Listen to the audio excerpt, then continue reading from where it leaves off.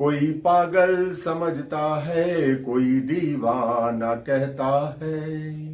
कुमार विश्वास की यह कविता लगभग 20 वर्ष पुरानी है और आज भी लोगों की जुबान पर है। लेकिन आज फिर कुमार विश्वास का नाम चर्चाओं में, सोशल मीडिया में जिस प्रकार से उन्होंने जो रामायण को लेकर, महाभारत को लेकर जो कहा, रसते रसता, अपने बच्चों को नाम याद कराइए, सीता जी की बहनों के, भगवान राम के भाइयों के। एक संकेत दे रहा हूं, जो समझ जाए उनकी तालियां उठें।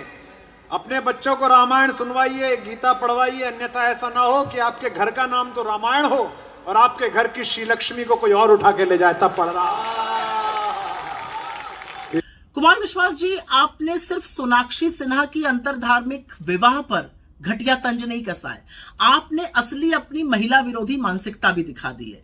आप ही के शब्दों को आपके सामने बोलती हूं। आपने कहा ना, वरना कोई आपके घर की श्री लक्ष्मी को उठा ले जाएगा।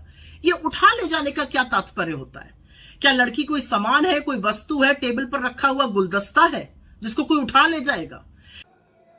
कुमार विश्वास लखनऊ में थे, उन्होंने फिर रामायण और महाभारत की बात की, फिर उन्हें वही शब्द दोहराए। उन्होंने कहा कि रामायण और महाभारत सबको पढ़नी चाहिए।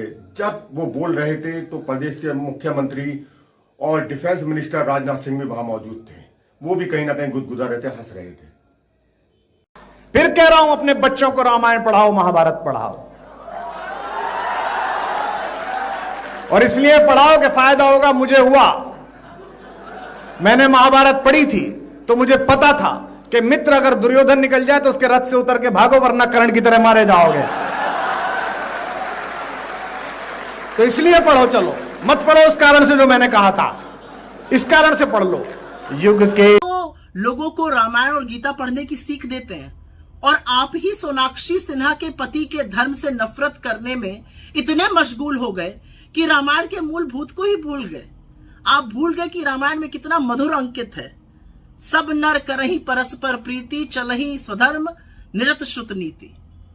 अगर आप रामायण का वाकई में अध्ययन करते तो प्रेम को जरूर समझते, आपसी सौहार्द को जरूर समझते, इस तरह की नफरती बात नहीं करते। कुमार विश्वास इस समय सोशल मीडिया में वायरल हो रहे हैं। उन्होंने बाबा रामदेव पर और बालकृष्ण पर भी तंज कसा। उन्होंने उनके नमक को लेकर, सॉल्ट को लेकर जो कहा, वो आप सुनिए। नवरात्रि में मैंने उनका नमक खरीदा, व्रत का ऐसा अच्छा, वो अपना प्रोडक्ट ऐसे बेचते हैं कि आप नहीं खरीदो तो सनातन धर्म से उसी दिन इस्तीफा। उस नमक पे ऐसी इबारत लिखी हुई थी कि इस्लामुद्दीन भी खरीद ले। आप देखो, हंसोगे 3 दिन। उसके ऊपर लिखा हुआ था 25 लाख साल पुराने हिमालय से निकाला हुआ नमक। तो आदमी क्या है, भावुक हो जाता है, वो चित्र बनाने लगता है कि यार बाबा कैसे चढ़ा होगा धोती ऊपर करके, कैसे फावड़े से नमक निकाला होगा, बालकृष्ण जी टोकरी लेके पीछे खड़े होंगे। अच्छा 25, अच्छा नीचे जो लाइन लिख रही थी, भाई एक एक व्यक्ति ताली बजाएगा और हंसेगा 3 दिन। ऊपर लिखा हुआ था 25 लाख साल पुराने हिमालय से निकाला हुआ नमक, और नीचे कॉर्नर पे लिखा हुआ था एक्सपायरी डेट 7 फरवरी।